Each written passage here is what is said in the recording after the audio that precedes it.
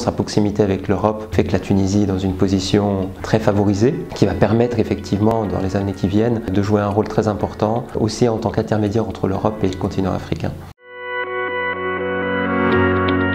La Banque européenne d'investissement, c'est la banque de l'Union européenne. C'est une banque qui est détenue par les États membres, les 27 États membres de l'Union européenne. Et son rôle, c'est de financer des projets de développement à travers le monde, essentiellement dans l'Union européenne, mais aussi dans les pays partenaires de l'Union européenne, dont la Tunisie.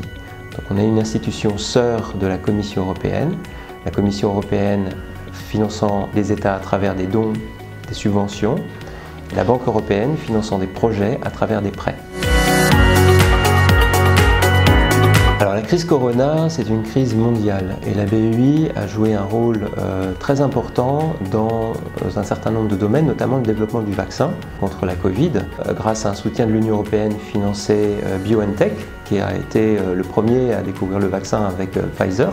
Donc c'est grâce aussi à un prêt de la Banque européenne d'investissement que BioNTech a pu mettre en place les infrastructures pour développer le vaccin. On est aussi partenaire de Gavi et de l'Organisation mondiale de la santé dans le cadre de l'initiative COVAX. L'initiative COVAX est une initiative qui va permettre à 92 pays à faible revenu de bénéficier gratuitement de vaccins contre la Covid pour environ 20% de leur population.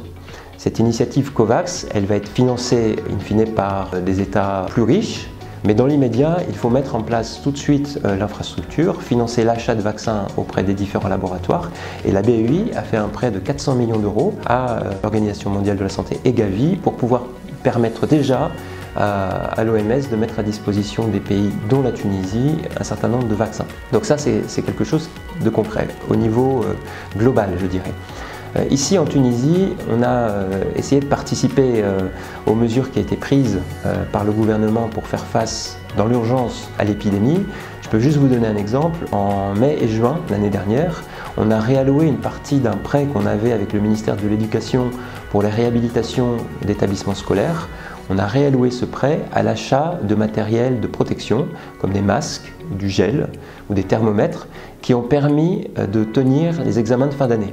Donc pour permettre aux élèves de revenir au mois de juin et de passer le bac, par exemple, aux enseignants dans des conditions de sécurité minimum, la BEI a financé l'achat de masques et de gel.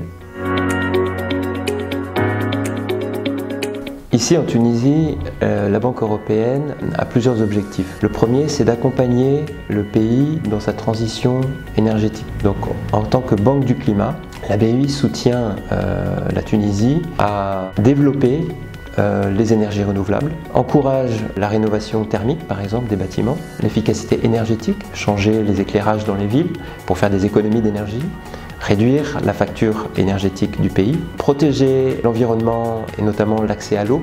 Donc on travaille beaucoup, notamment avec le ministère de l'Agriculture et des Ressources hydrauliques et la SONED, pour permettre à chaque Tunisien d'avoir accès à l'eau, gérer la question des déchets.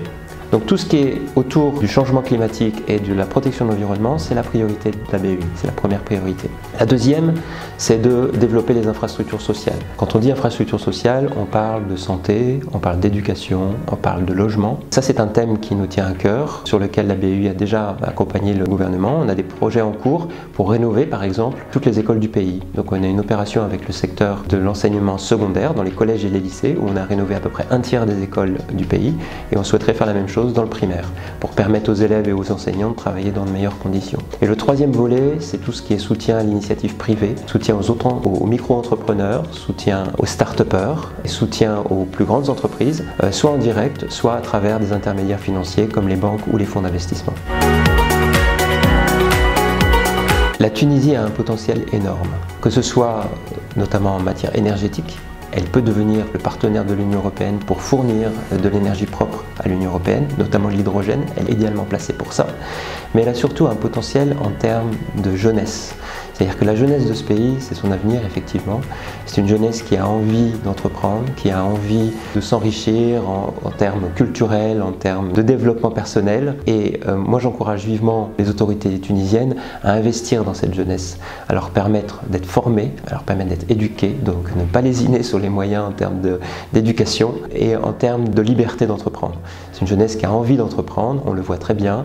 Donc le soutien aux entreprises individuelles, le soutien aux start-up, le soutien aux échanges avec l'étranger doivent être vraiment encouragés.